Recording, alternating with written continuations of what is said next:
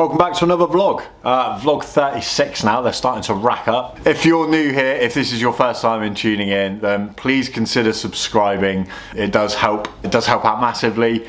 Subscribers have gone through the, well, no, the subscribers haven't gone through the roof. I have noticed that over 90% of people who watch the videos aren't subscribed. So if you could subscribe, if you want to hear about CrossFit stuff, you want to see a man in his 40s working out, some random stuff, some pets, why not? Give it a subscribe. What else are you going to do? It doesn't hurt, so hit the subscribe button. Fair bit to talk about on today on the vlog. It's of course Valentine's Day, so happy Valentine's to you. A couple of workouts that pretty much broke me this week. Up on the screen now.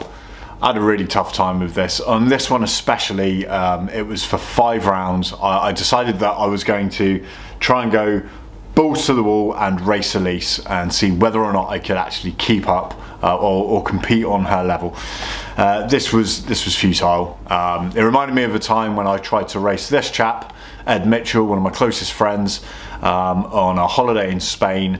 Ed is a very strong swimmer. I think he may have swum maybe for the region at some point. Very strong. We've both dived in along the length of this pool. I have gone hell for leather thinking I'm going to do it. I'm going to take Ed on this. After swimming like there was a shark on my heels, reaching the end of the pool, thinking that I may have won the race, Ed was already there. I told him I was going for speed. He informed me that he was just going for endurance, just kind of like plodded along, which is what I found out Elise did during this workout. So after 4 rounds I was done and decided just to watch her do the 5th. It broke me, mentally it broke me. Another thing I found out this week is something called the Russian sleep experiment. Have you guys ever heard of this?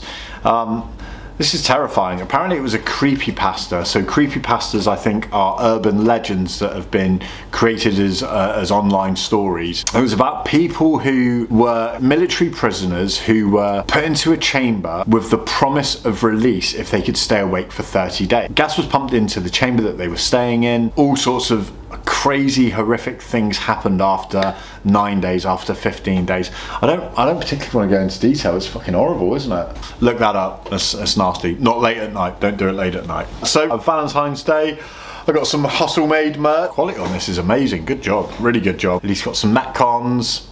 It's a lovely day. Loved Valentine's Day this year. Just really nice. Did an 8-mile run. 8.3 mile.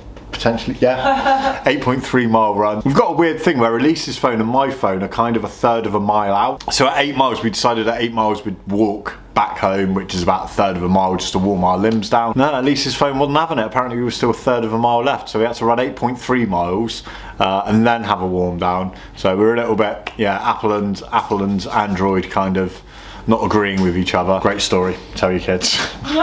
Does anyone else notice that Apple and Android might be a bit out? Maybe comment below if so, because we don't know which one's right and which one's wrong.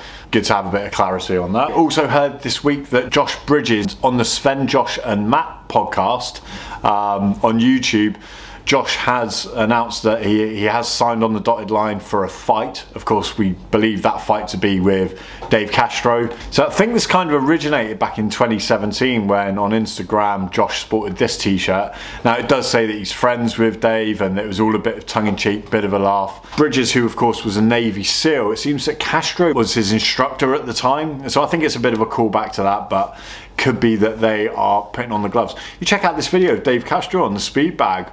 Man's got rhythm. He's got bad hairstyles, but he's got rhythm. The man's got rhythm. So massively excited to see that. We definitely seem to be in an age where anyone can just strap on a pair of gloves and have a go at each other in the ring. So yeah, if it brings more awareness to CrossFit, then I'm all for it. I think it's a great idea. So Sara Sigmund's daughter has changed coaches. She has sought out world-renowned Max Elhag, who of course is the coach of Travis Mayer, Noah Olson and Chandler Smith at the training think tank. Looking just to switch things up sometimes helps, doesn't it? You know, you get a new coach, you get a new lease of life, a new bit of purpose. So hopefully that will do her the world of good. The live announcements are back as well. So this is something that I've kind of missed out on since I've only been around CrossFit for the last year.